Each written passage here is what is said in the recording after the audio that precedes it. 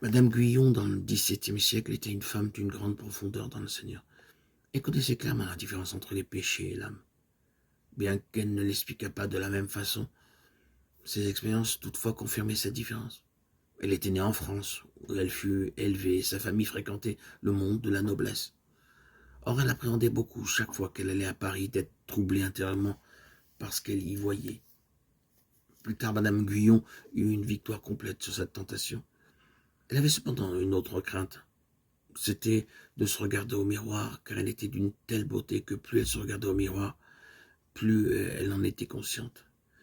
Même la manière de se tenir pendant qu'elle marchait était de loin plus exquise que celle des autres femmes. Les expériences de cette femme servent sans doute à illustrer maintenant la vie de l'âme.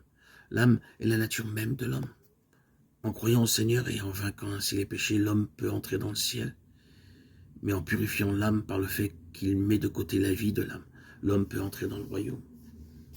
La raison pour laquelle Dieu ne veut pas que nous nous habillions trop à la mode, que nous mangions trop délicatement ou que nous habitions trop luxueusement dans cet âge, c'est pour que nous ne soyons pas contaminés par le monde, parce que toutes ces choses ont été corrompues par lui. Qu'il est facile pour nous d'entrer dans le monde de ce monde à travers la façon de nous habiller, de manger ou de vivre. Mais quand viendra le royaume, nous pourrons apprécier plus pleinement la beauté de la nature, d'autant plus qu'elle ne produira en nous que davantage de louanges à Dieu pour sa puissance créatrice.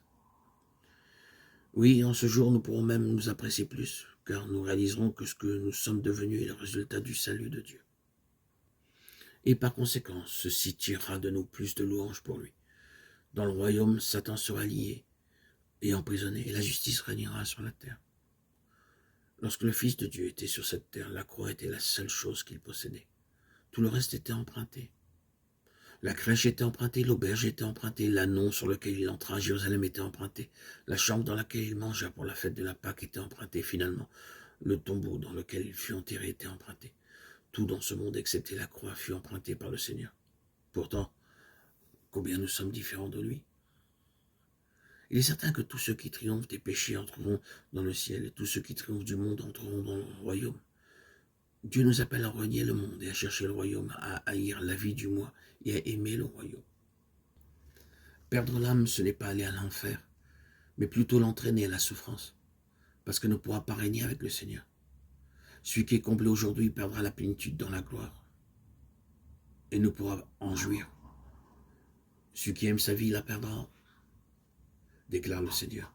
Et celui qui est sa vie dans ce monde la conservera pour la vie éternelle.